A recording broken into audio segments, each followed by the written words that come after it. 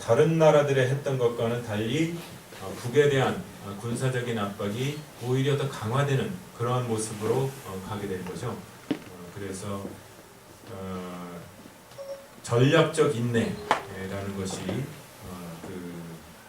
미국의 그리고 한국의 이명박 정부의 대북 정책으로 표명이 됐습니다만은 내용적으로 볼 때는 사실은 북에 대한 이 핵 압박이 더 강화됐던 것이 오바마 일기 행정부였습니다.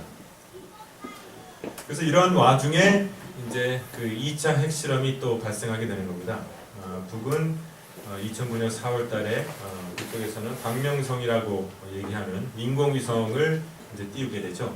근데 미국에서는 이게 말은 인공위성이지만은 이게 또 미사일에 사용될 수 있는 그런 기술을 시험한 게 아니냐, 그 당장 비난을 하고 이런 미사일 시험을 했으니 그 제재를 받아야 된다 해서 유엔에 가서 유엔 안보리 제재 결의안을 통과시킵니다. 북의 입장에서는 이거는 우리는 과학적인 인공위성을 발사를 했는데 경제 제재라는 이 그러니까 전쟁과 다름없는 그런 조치를 취하는 게 무슨 소리냐 하고 강하게 반발을 하게 되고, 안 그래도 오바마 행정부 들어서서 북에 대한 그 군사적인 압박이 강화되고 있다고 해서 긴장을 하고 있는데, 이제 경제 제재 조치가 들어오니까 이 다음에는 어떤 군사적인 행위로 이어지는 게 아니냐, 이런 위기감에 대한 대응으로서 5월 25일 날 핵시험을 하게 됩니다.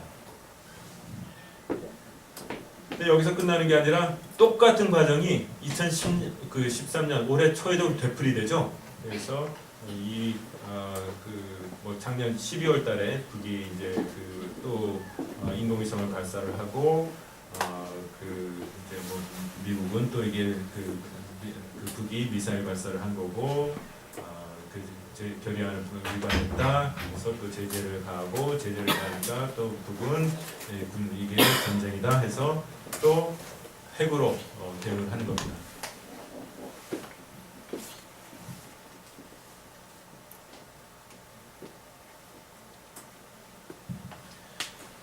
이것이 지난 봄으로 이어지는 그러한 역사적인 내용입니다.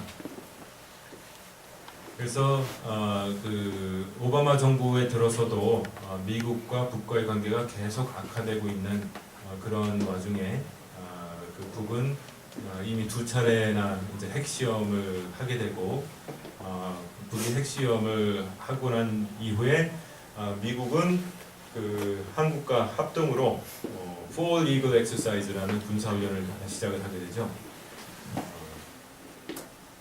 그러니까 이에 대한 대응으로 북에서 그러면은 진짜 경제 제재만 하는 게 아니라 군사적인 훈련을 하면서 우리를 어떻게 할지 모르니까 그렇다면 우리는 만약에 전쟁으로 가게 될 지경이 되면은 핵 선제 타격을 할 수 있다 하는 식으로 강경하게 대응을 한 겁니다.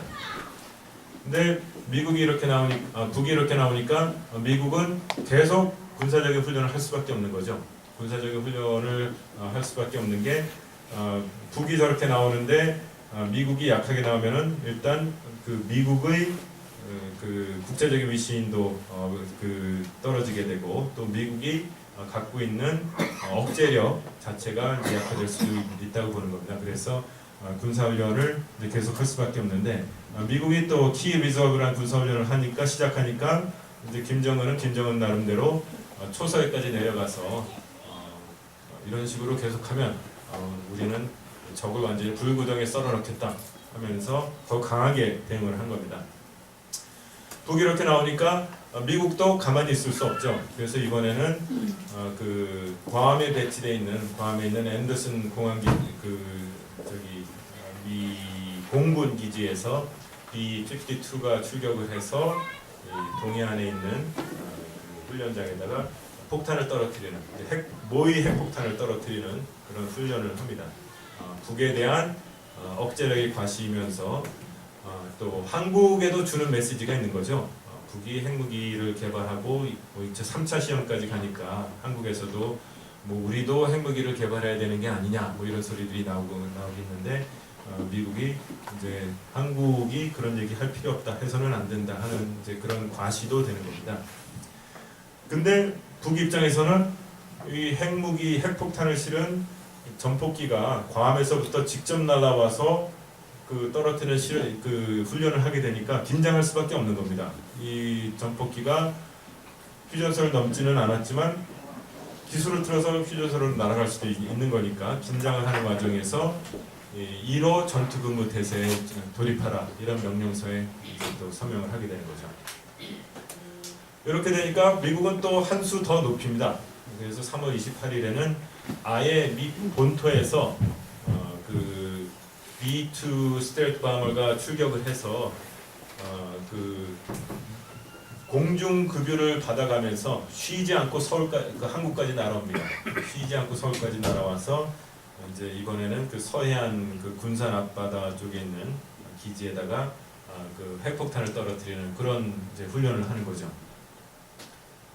근데 이 훈련이 이제 북 입장에서는 굉장히 그 위협적으로 받아들여졌을 겁니다. 왜냐하면은 이 B-2 바머라는 거는 미국이 항상 통상적으로 전쟁 초기에 동원하는 그런 무기입니다. 이게 이렇게 그 박쥐같이 생겼고 요 위에 그 코팅이 돼 있어가지고 그 레이더에 잡히지 않는다는 그런 비행기잖아요. 그래서 스텔스 바머라고 부르는 거잖아요. 그렇기 때문에 전쟁 초기에 동원이 돼서 적지에 먼저 날아 들어가서 레이더와 이 그 사령부를 먼저 공격을 하는 겁니다. 그래서 눈과 머리를 먼저 제거를 하고 눈과 머리가 없어진 다음에는 이제 맘 놓고 일반 공군들과 육군들이 들어가서 작전을 할 수가 있는 거죠. 그래서 그 전쟁에 제일 먼저 투입이 되는 것이 이 B-2 폭격기인데, 이 B-2 폭격기가 그 다른 것도 아니고 미 본토에서 직접 날라오니까 이제 북한에서는 진짜로 긴장을 한 겁니다. 진짜로 긴장을 해서 최대한으로 강력하게 대응을 한다고 한 것이 아까 보여드린 이 전략 로켓투군 타격 계획이라는 거죠. 그래서 실제로 뭐 이러한 능력이 있는지는 뭐 저희가 알 수 없습니다만은 그 처음에 제가 일련의 슬라이드를 쭉 보여줄 때는 북이 굉장히 호전적이고 비이성적인 그런 국가같이 보이지만 지난 50년부터 치면은 이제 뭐 거의 60년, 65년이 다 돼가지 않습니까? 지난 60년의 역사, 그리고 지난 20년의 역사를 보면은 이 북이 왜 이런 식으로 대응을 할 수밖에 없는가 하는 것들이 조금 더 잘 이해가 되지 않을까 싶습니다. 그래서 이제 여기가 제가 그 시험을 드리는 그런 부분입니다. 여기까지 말씀을 드렸는데 북핵 위기라는데 제가 굳이 따옴표를 붙인 이유가 무엇이냐, 이게 제 시험 문제입니다. 그래서 메릴랜드에 오신 분은 제가 거기서 이미 정답을 드렸으니까 거기 오신 분들은 말고 오시지 않았던 분들에 한해서 답변을 할 기회를 드리겠습니다. 질문을 다시 한번.